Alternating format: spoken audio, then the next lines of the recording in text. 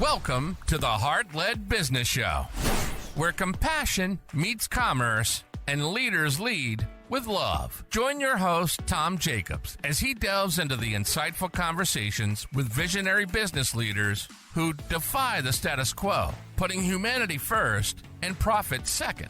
From heartfelt strategies to inspiring stories, this podcast is your compass in the world of conscious capitalism. So buckle up and let your heart guide your business journey. Welcome back, everybody, to the Heart-Led Business Show. I am really excited to have a veteran chiropractor on the show today. Dr. Cima has been practicing in Palm Beach Gardens since 1980. He holds a Bachelor of Science from Cornell University and was also taught at Palmer College of Chiropractic in Florida. So we're super excited to have Dr. Cima here because clearly he's had experience leading a business with heart and also making a profit along the way as well. So welcome to the show, Dr. Cima. Thanks, Tom. I really appreciate this. Awesome. The first question I always like to ask is, what's your definition of a heart-led business? You really have to love what it is that you're doing. If you don't love it, it's gonna become a job, and after that, it's just gonna be something you just get up every morning, you just go to work, and you just come back, and after a while, you just don't care. But if you have a real good purpose for going into that particular profession or business or whatever it is that you want to do, that's the key. I remember when I first got into chiropractic school, I had a real bad back as a kid, and it would get so bad that I couldn't stand up. And it would be for a few days, and I would get better, and then it would come back, would get better, come back. And then I was introduced to chiropractic. And once I was introduced, and I started to realize, wow, this can help people with back pain. That was really exciting, because when you suffer with a problem and you're looking for a solution, this is a great solution. And it was something that got me really interested. I got so interested that I decided to become a chiropractor, because I felt that if they could help me and the pain that I was in, I said that if I can do that for other people, I would love it. One story I'd like to share with you, because this will explain to you what's going on, is I was treating this elderly couple. I didn't really even know them. I didn't even know how I even got their names, but I had to drive 30 miles to their house. Now I'm a senior in college. I don't have any money, and I drive out there and I work on as a husband and wife. They're probably in their late 60s, early 70s at the time. And so I come back the next week, and they're waiting at the front door for me, like all excited. You can't believe how much better I feel and all the rest.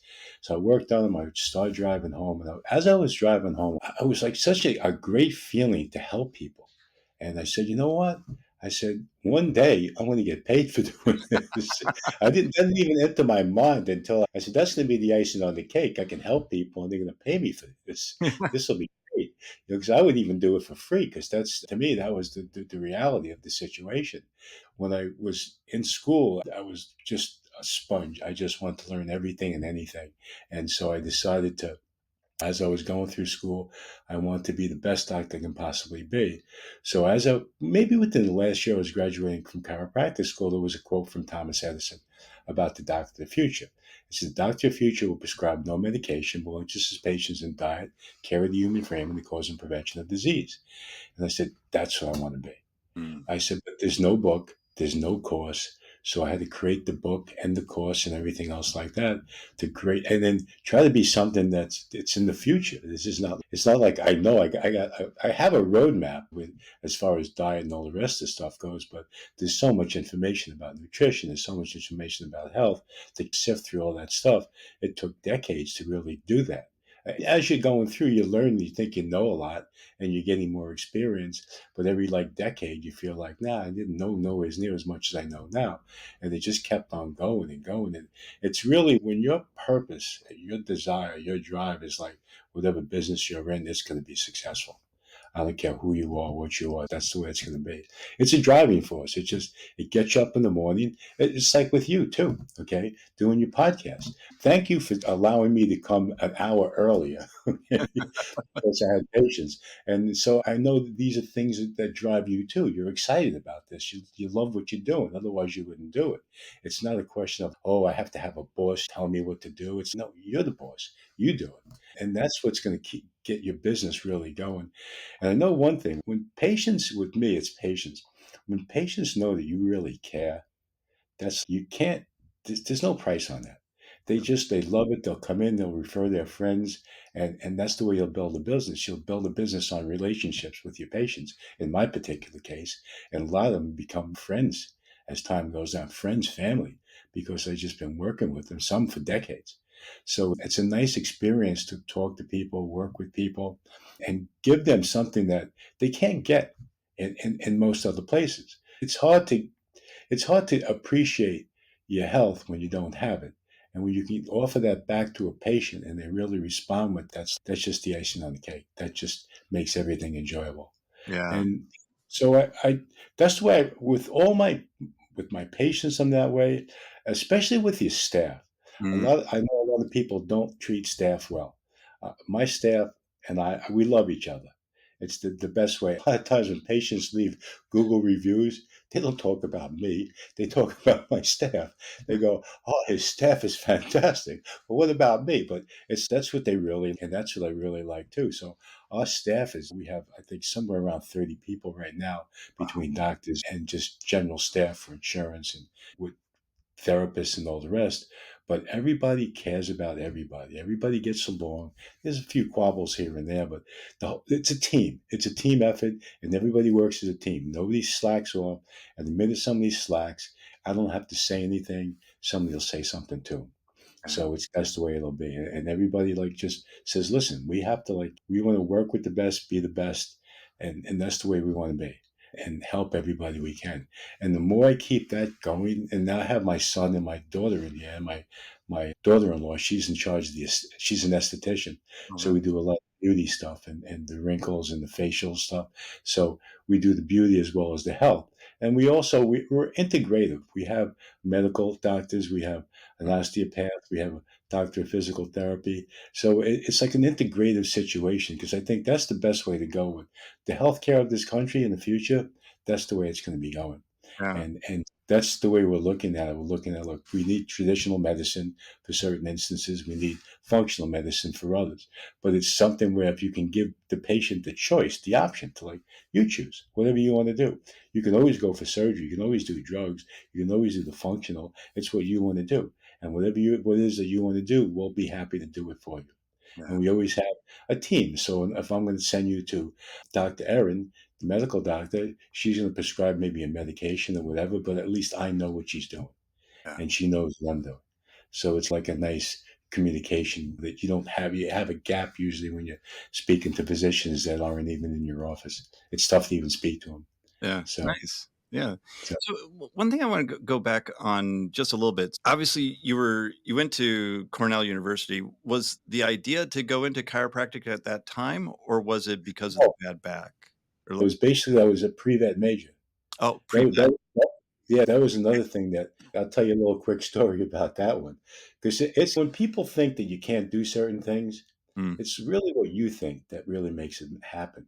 yeah. So when I was graduating high school, my grades were like C Mm, minus, D plus, maybe C plus. And so when I went to my mother said, I want you to go to college. I said, Ma, I'm not sure if I want to go. She goes, no, let's go talk to your grade advisor and see what he says. So I go to my grade advisor, nice Italian man, and he's sitting there. He goes, so what can I do for you? So my mother says, well, I want my son to go to college. The Vietnam War is raging at this particular point. I'm going if I don't go to college. So the patient, or not the patient at the time, but my grade advisor says to me, he goes, okay, let me look at your grades. So he looks at my grades and he looks at them and he goes, Mrs. Cima, your son's not college material. So she goes, I don't care. I want him to go to college. So he goes to me, he goes, what do you like? And at the time I was into hunting, fishing. I loved animals. I loved nature and everything else like that. I could name all different kinds of birds and I understood everything about wildlife and everything. So he goes, you want to be a vet? I said, that sounds like a good idea. So we decided so now he goes in, he's rifling through these file cabinets. There was no computers back then. He's rifling through. Finally, he pulls out a folder. He goes, there's one college you might be able to get into. mm, I said, he says, an agricultural school. It's out in the island. It's a 2-year school. He goes, if you can take this aptitude test and pass it, then you'll be able to get in. So I took the test. I don't even know how I passed it, but I did pass it. And now I'm going to college. And I said, you know what?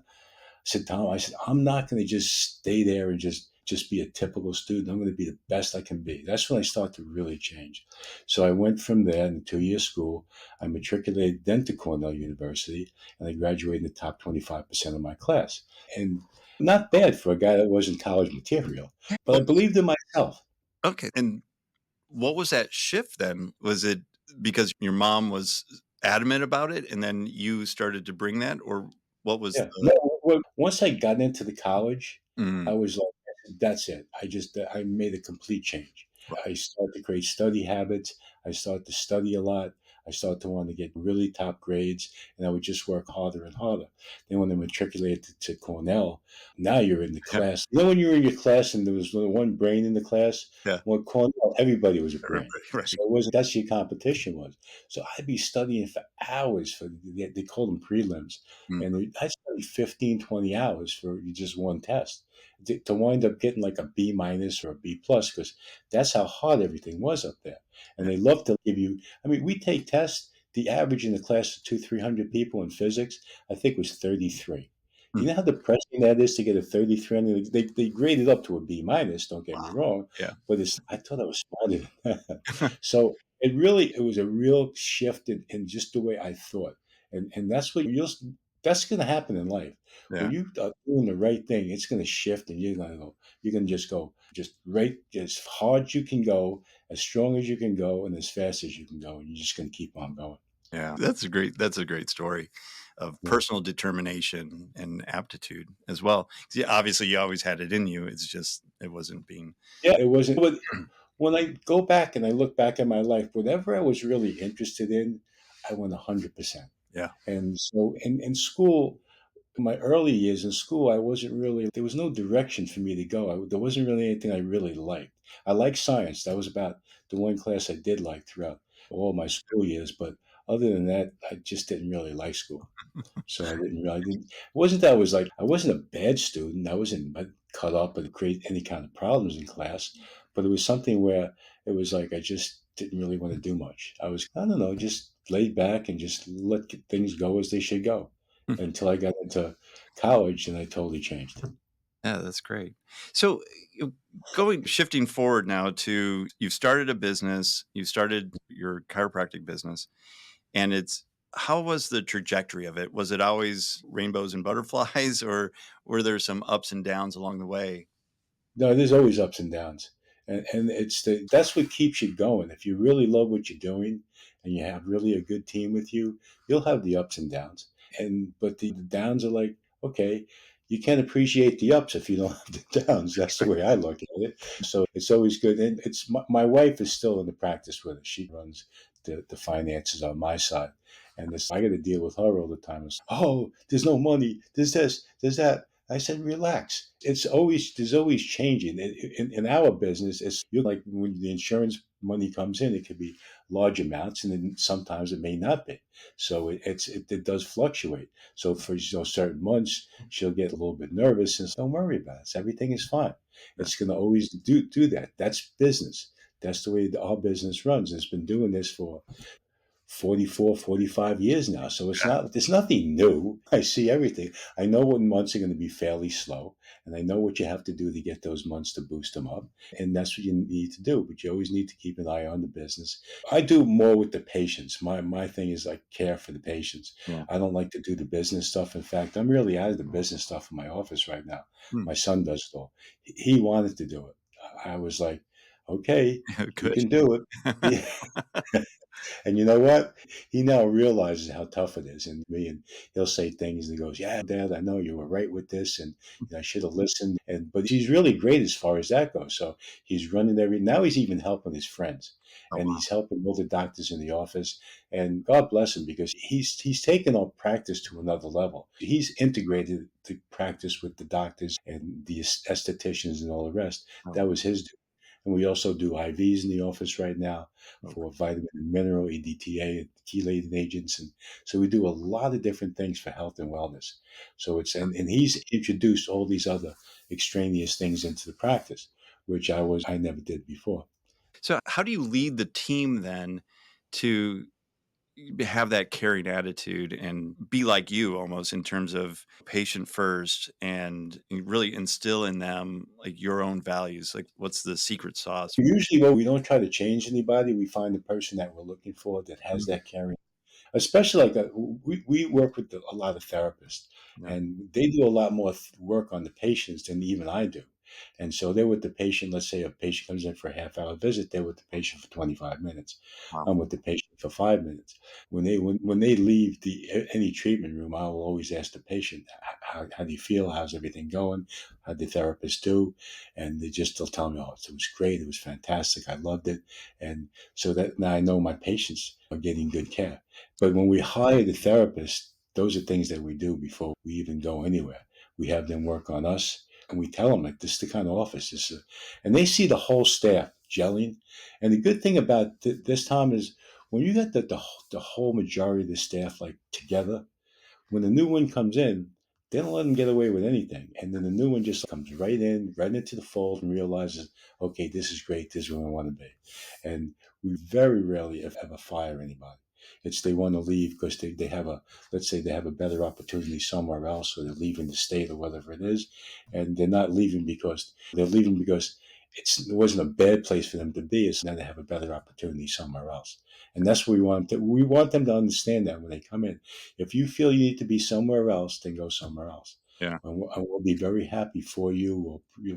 Anything, any letter of recommendation that you want, we'll give you.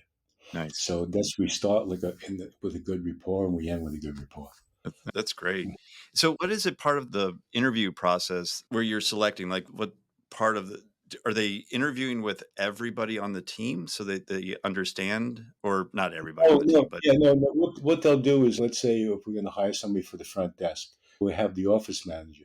So what I might wind up doing is writing up exactly all the qualifications that I want.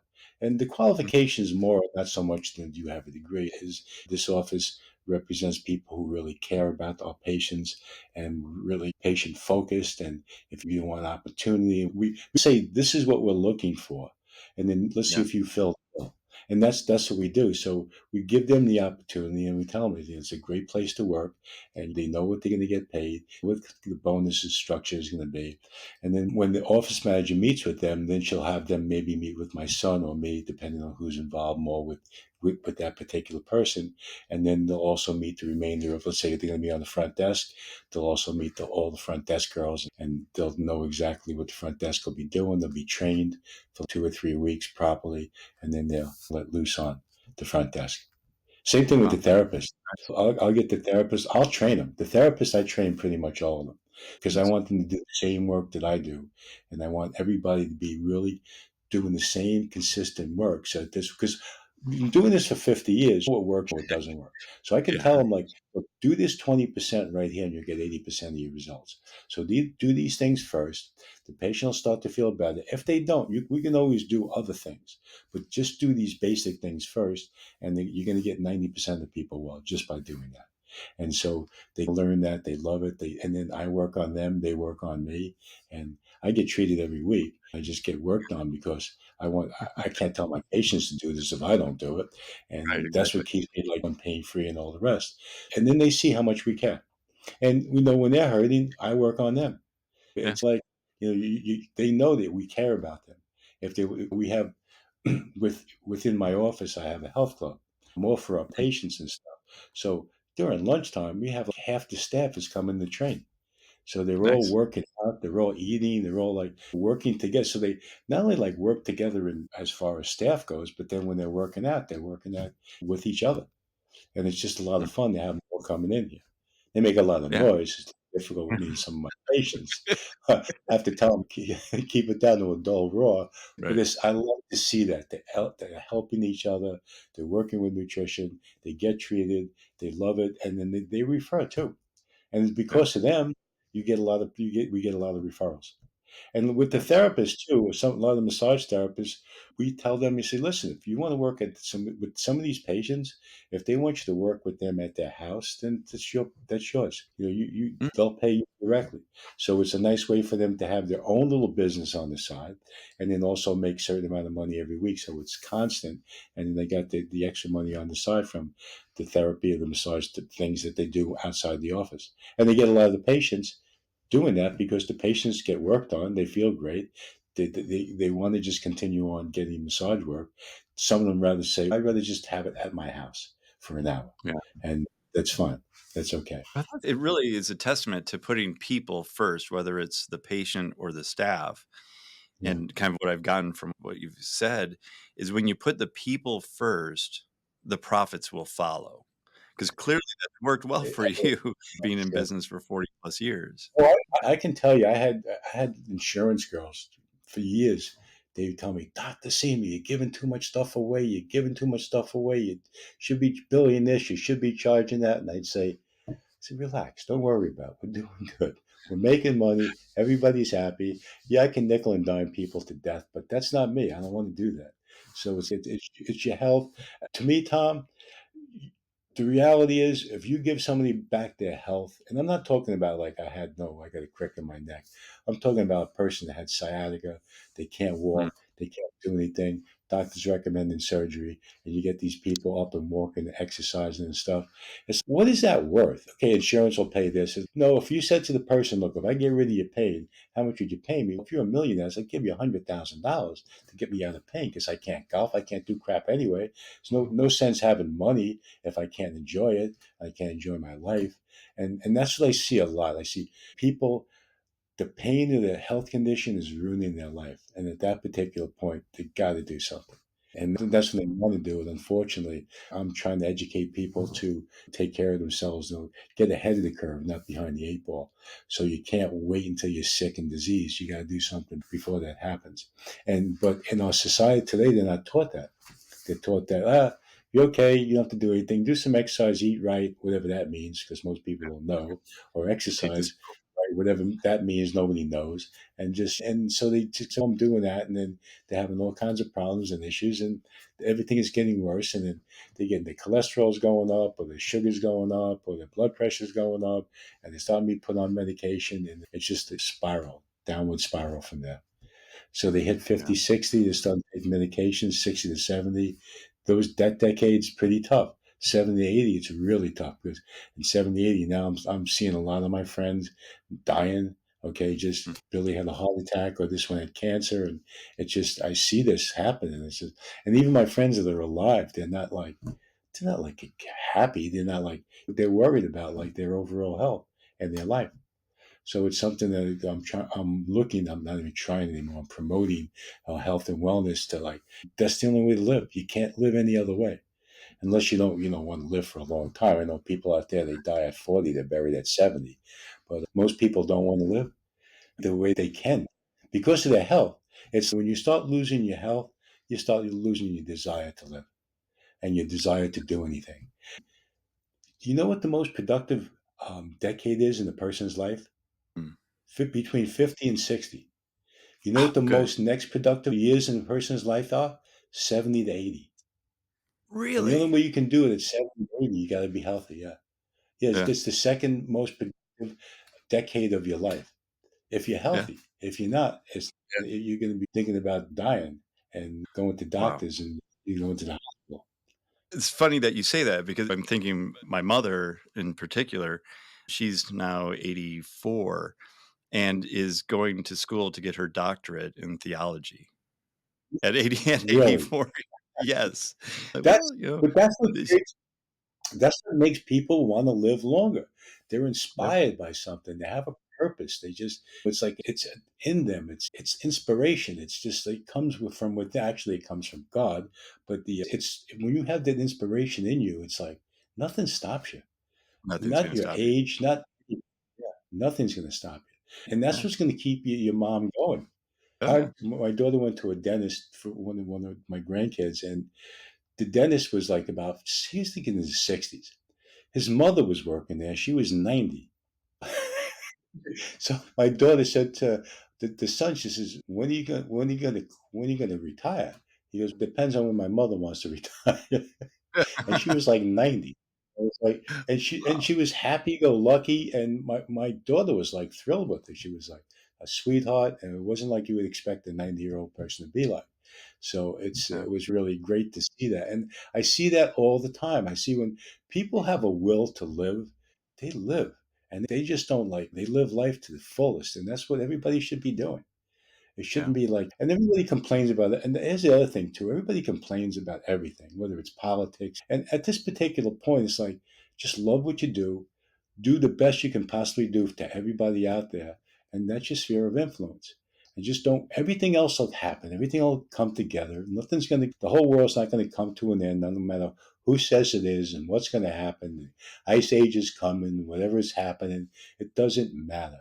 You just live for today, one eye in the future, and just make sure that you're just loving and being happy and doing what you love to do today. And it'll just inspire you to get up tomorrow morning and do the same thing. So when I was writing my That's books, I wrote a lot of books. When I was writing one of my books, it was a biochemical blood chemistry. It was like almost 800 pages. And it was really, I went really deep into biochemistry, nutrition, cellular physiology. And so it was like biochemistry and laboratory diagnosis.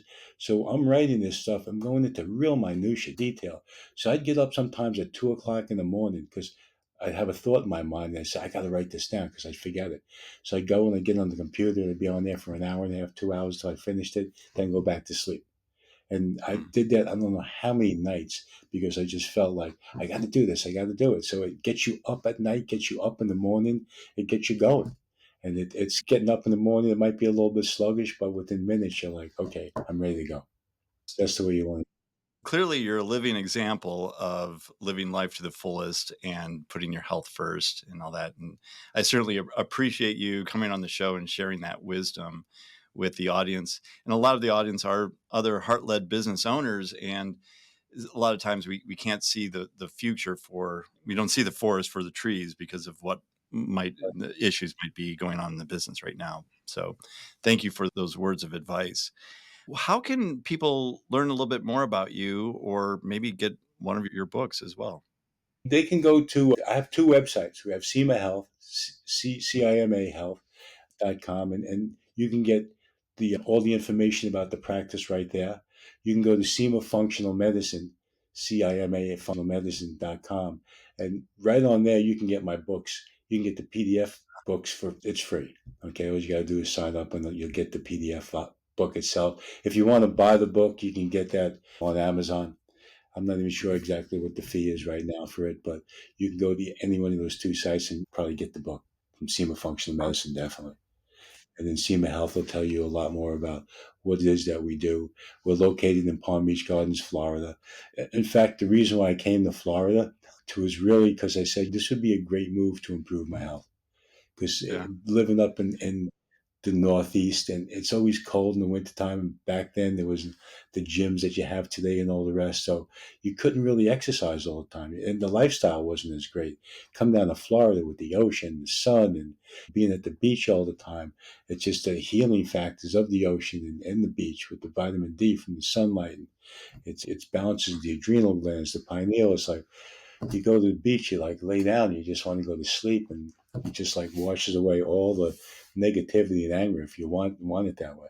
So So, it's oh, the other thing too. I'd say as far as business goes, I think there's three real things that a person needs to do. mhm, Number one, they have to pick a profession that they really love. Okay, then they find a mate that's perfect for you, and then find a place that you really truly want to live. If you do those three things, you'll be a happy camper. If you don't love what you do, you're gonna be miserable. You marry the wrong spouse, you're gonna be miserable. If you live in the wrong place, you're gonna be miserable. But you get those three things going, this is pretty nice. And most people would say, don't work with your wife. I do. Okay. We get on each other's nerves, really don't get me works. wrong. But it's fun. At least I know when she's working in my office that she's got my back. And the Yeah. same thing with my daughter, same thing with my son, same thing with my daughter in law. We all have each other's back. And we'll tell each other off. Don't get me wrong, but we'll just, and we know we do it because we love each other. It's not because we're trying to create animosity and things like that. Those are the things. If you can find that real true love, that real true passion, and then find that real true love and real true passion as a spouse, and then being where you want to be. Being in Florida, when I first came down here, I was a little depressed because I was a little homesick. And so now January comes, you go back for the holidays, and I was a big skier. Skiing with my friends, having a great time. Come back here, I'm getting depressed. So I said to myself, I get up the next morning, I look out the window, sunny, clear blue sky, 80 degrees. Get up the next day, sunny, clear blue sky, 80 degrees. By the fifth day, I said there were more days, more nice days in a week than I get in New York in a year. I said, this Yeah. is where I want to live. This is perfect. And then I was able to exercise all the time, more consistently, especially outdoor stuff. Everything is outdoor over here, so you can really enjoy it. Whether it's jogging, playing tennis, playing golf, swimming, surfing, diving, you have it all. And it's just you pick your niches and love what you do. That's it. That is So, golden advice, and we will definitely yeah, highlight that as well. Yeah. So the three things to live a long, healthy, happy life there. So Dr. Cima, thank you yeah. so much for coming on the show and sharing your words of advice and wisdom. I really appreciate it and really appreciate you. Thank you. I appreciate you too. And as a reminder to our listeners, if you would do what other considerate and great listeners do, and that is give us a rating and review and share the podcast with other people that could use the advice that Dr. Cima shared with us today, we would certainly appreciate that. And until next time, lead with your heart. You've been listening to the Heart-Led Business Show, hosted by Tom Jacobs. Join us next time for another inspiring journey into the heart of business.